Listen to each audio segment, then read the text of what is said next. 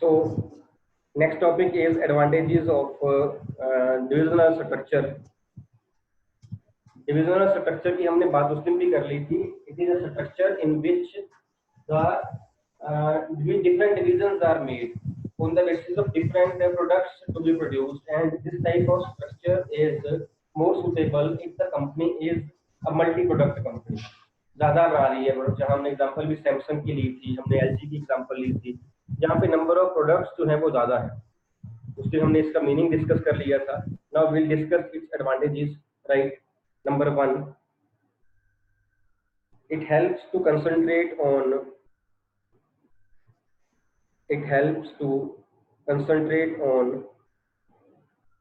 each product separately.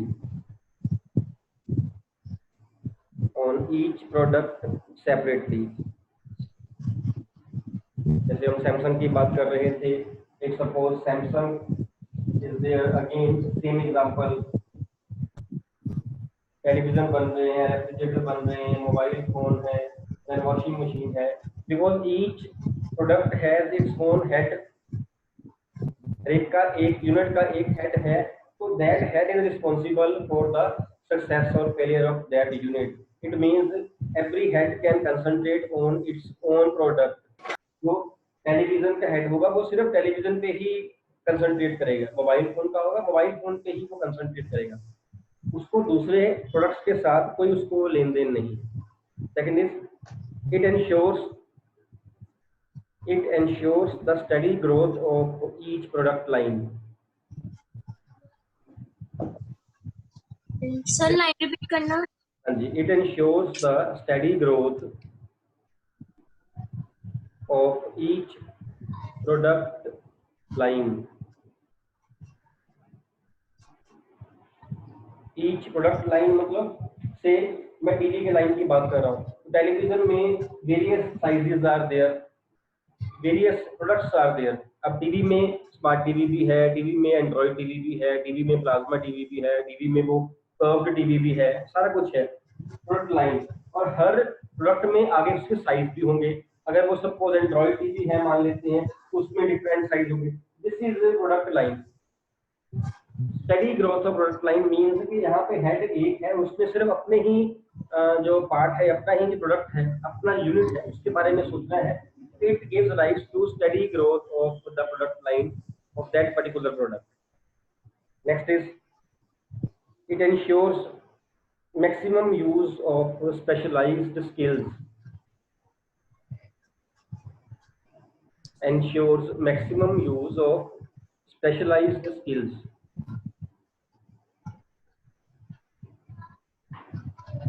Because इस case में क्या है, the skills are specialized. Like television वाला जो है वो है that person is specialised in television. Washing machine वाला जो है he is specialised in washing machine. तो जो बिजनेस है it can maximum use the potential of each person skills. ठीक है. Maximum use of human resources can be there in case of divisional structures. Next is it is easier to assess the profitability of each product separately. Easier to assess the profitability of each product separately. Next is it brings flexibility. It brings flexibility in taking decisions.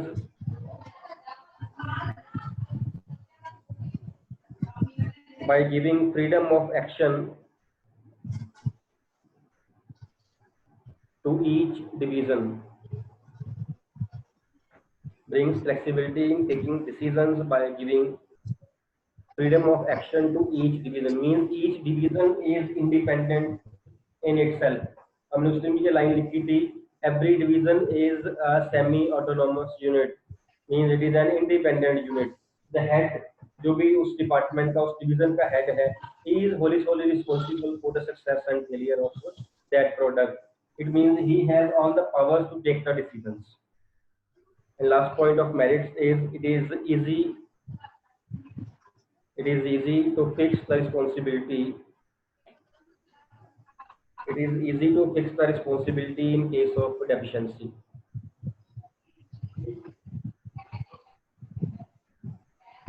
Means in case deficiency is there, in case losses are there, then division head is responsible. We can easily fix the responsibility. Suppose television है वो loss में चला गया है, refrigerator में loss नहीं गया, तो रेफ्रिजरेटर वाले को नहीं पूछा जाएगा, टेलीविजन वाले हेड को ही पूछा जाएगा.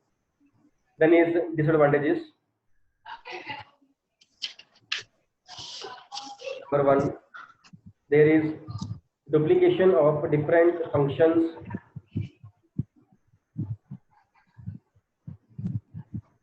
and equipments in various divisions. Duplication of different functions and equipments in various divisions. Her division में हमने उससे भी बात करी थी, हर डिविजनल स्ट्रक्चर की हर डिवीजन में कहीं ना कहीं फंक्शनल स्ट्रक्चर है. फंक्शनल वो होता है जो स्ट्रक्चर बनता है on the basis of functions to be perform. Divisional वो होता है जो बनता है on the basis of number of products. लेकिन अगर डिविजनल हो in case of large scale organization, तो हर डिवीजन के अंदर भी फंक्शनल स्ट्रक्चर है, फंक्शंस हैं वो डुप्लीकेट हो रहे हैं. अगर प्रोडक्शन डिपार्टमेंट है, प्रोडक्शन डिपार्टमेंट टेलीविजन में भी है, रेफ्रिजरेटर में भी है, मोबाइल फोन में भी है, वॉशिंग मशीन में भी है. अगर वो सेल डिपार्टमेंट, तो सेल डिपार्टमेंट भी डुप्लीकेट हो रहा है. अगर फाइनेंस डिपार्टमेंट है, फाइनेंस डिपार्टमेंट डुप्लीकेट हो रहा है. It means duplicate effort is there, duplication equipment is also there. Equipment जो मशीनरी यहाँ पे यूज हो रही है, उसमें से काफी सारी मशीनरी यहाँ और यहाँ भी यूज हो सकती थी. अब because each division is an independent unit, तो इसकी मशीनरी वहाँ नहीं काम आती. काम तो आती है, हम करते नहीं. ठीक है. तो इस चीज में क्या होता है कि जो मशीनरीज है, जो इक्विपमेंट्स हैं, जो फंक्शंस हैं, वो एक में डुप्लीकेट हो रहे हैं. अगर चारों डिपार्टमेंट में एक चीज चाहिए, सपोज दूसरी यूनिट को चार चीजें होनी है, वो एक नहीं होनी है, because each unit is independent unit in itself. Next is there may not be full use of different equipments in different divisions. May not be full use of different equipments in different divisions. वही same point यहाँ पे आ जाता है. Same example हम ले सकते हैं, because कई ऐसे यहाँ पे इक्विपमेंट्स होंगे जो दूसरी जगह काम आ सकते थे लेकिन नहीं आ रहे हैं, बिकॉज हमारे पास रिक्वायरमेंट एक ही थी, हमने चार रखे. बेस्ट यूज ऑफ रिसोर्सेज नहीं हो रहा. Next is there may be problems in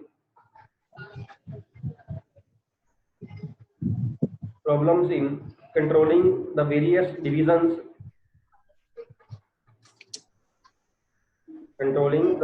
divisions by headquarter of the company.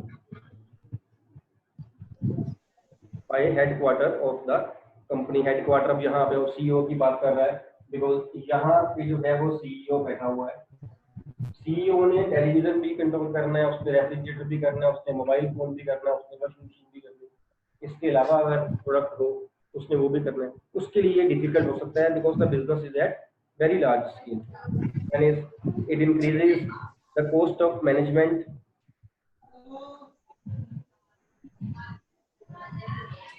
Increases the cost of management as each division has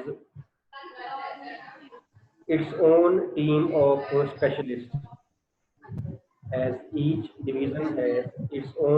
of specialists.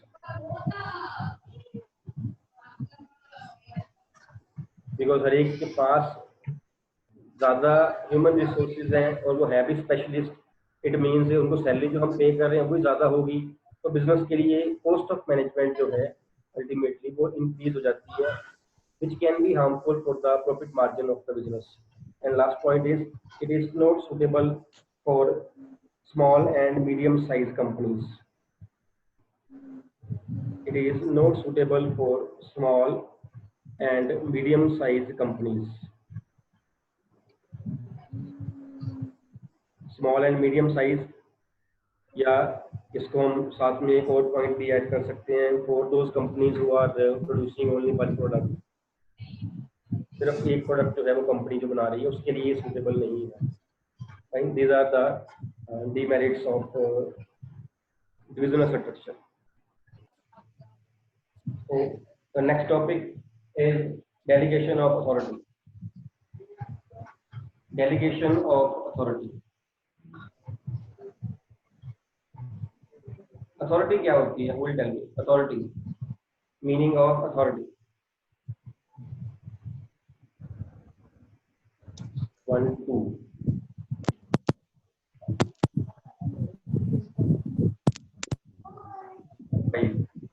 Only 5%. Vandana. Power to take decisions.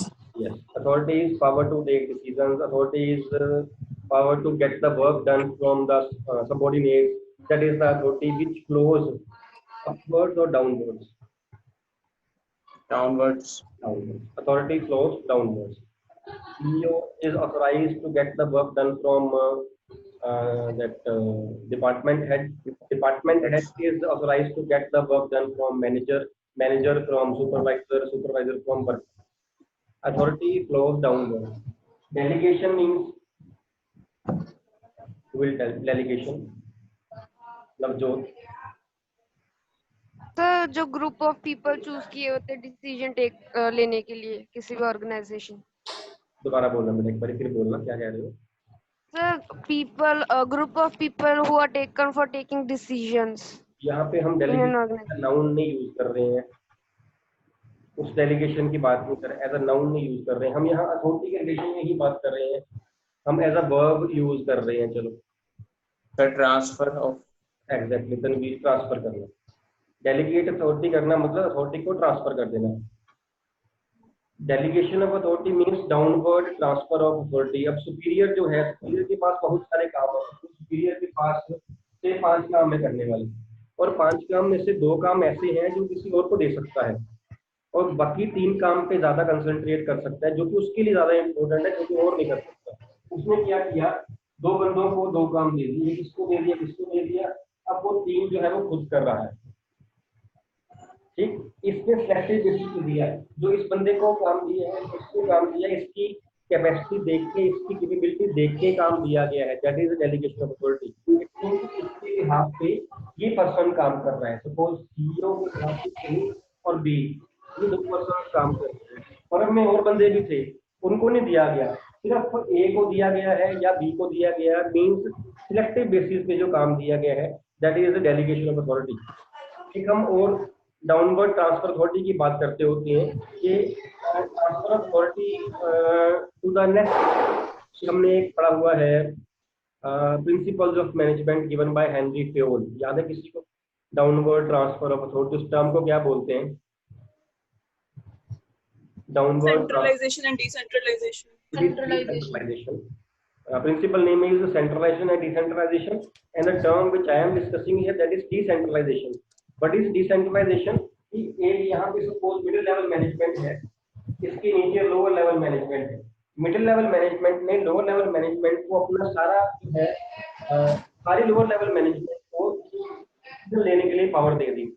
Authority has been given to lower level management by the middle level management to the whole of the lower level management। suppose यहाँ पे 50 supervisors काम कर रहे हैं, 50, तो middle level management ने 50 supervisors को power दे दी कि आप जो है ये काम कर सकते हो, 50 के 50, that is on the totalistic basis, सारे पर्सन्स को दी गई totalistic basis.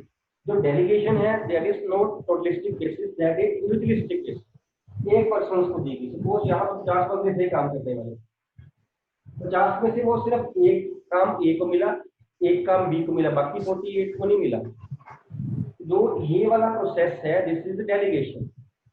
If the decision making power is transferred to the next level total level, that is decentralization. If transfer of authority is there to the next level on selective basis, सारे level को नहीं दे रहे हैं, कुछ बंदों को दे रहे हैं, जिनके दे रहे हैं, उनकी कैपेसिटी देख के दे रहे हैं, उनका पोटेंशियल देख के दे रहे हैं, that is the delegation of authority. And here the topic is delegation, not decentralization, जो बाद में आएगा। डिसेंट्रलाइजेशन बाद में आएगा. Right now we are discussing the topic delegation of authority. The main difference is this is on total basis. This is individualistic approach. This is totalistic approach. Meaning is when transfer of authority is there to whole of the level, there is decentralization.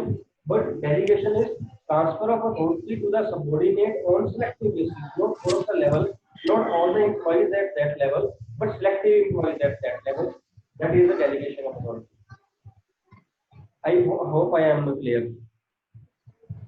Meaning clear है इसका? Meaning में कोई doubt पूछ लीजिए बच्चे. पहले तो ये है क्या? It is downward transfer of authority. Transfer of authority है और डाउनवर्ड है to take the decisions, to get the work done. And the more important word is it is selective basis, not on total basis. It is on individual basis. It is transferred to some of the employees. And the idea of delegating the authority is to reduce the burden of the superior. यहाँ हम यही बात कर रहे थे.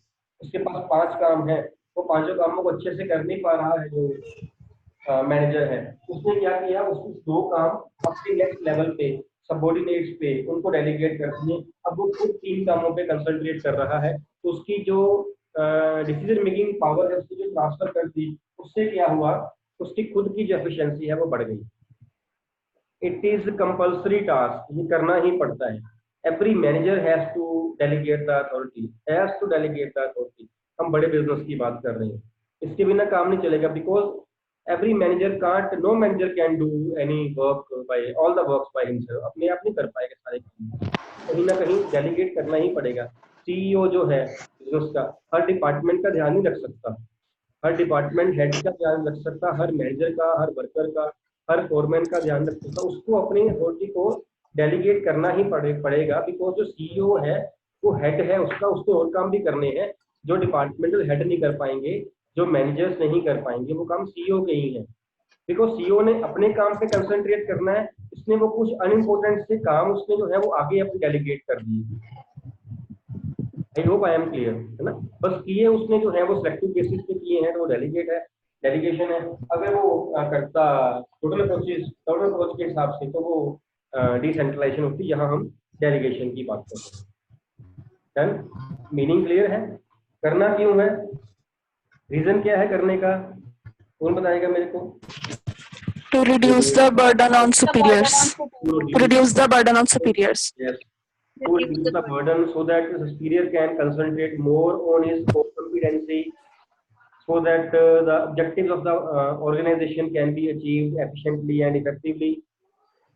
Fine. Next लिखिए इसकी definition. Definition heading लिख के definition की space छोड़ लीजिए. जो डेफिनेशन आपको अच्छी लगेगी वो आप अपने हिसाब से लिख लेना. अच्छी डजंट मीन के छोटी और इजी, अच्छी मीन जो पूरा इसका स्कोप जो है वो कवर करती है. अच्छी. नेक्स्ट इसी का ही सब टॉपिक है elements of delegation.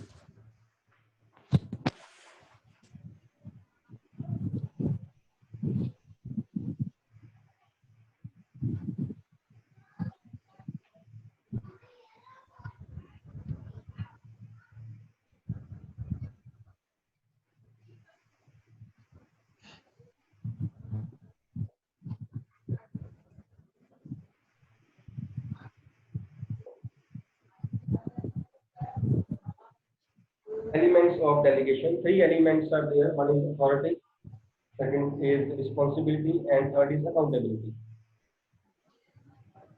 3 elements are there. Very important topic. 1 marker Ram से बन जाता है. 1 मार्कर राम से बन जाता है, कुछ भी आ सकता है, यहाँ से भी आ सकता है.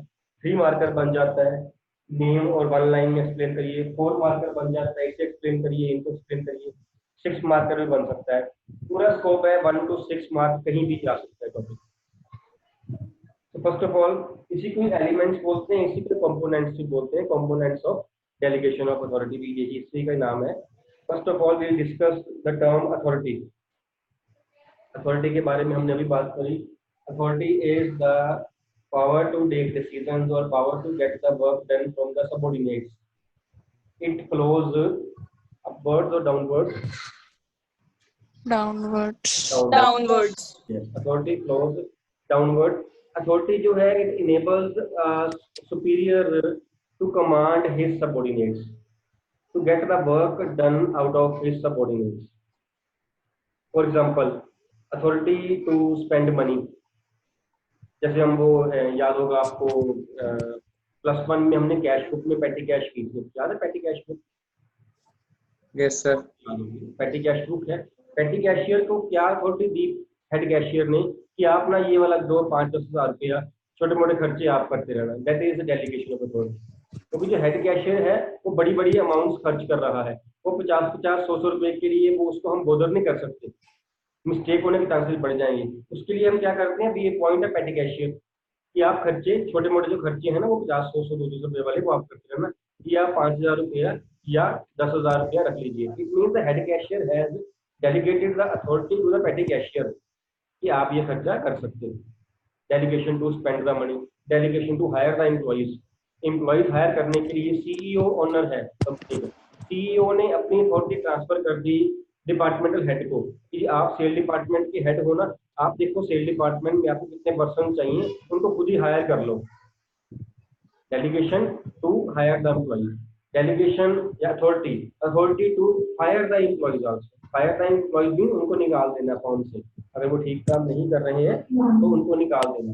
ये डिपार्टमेंट हेड की सीईओ जो है ट्रांसफर कर सकता है, या हम कहें कि कोई सुपीरियर अपने सबऑर्डिनेट को ट्रांसफर कर सकता है। This is the example of authority.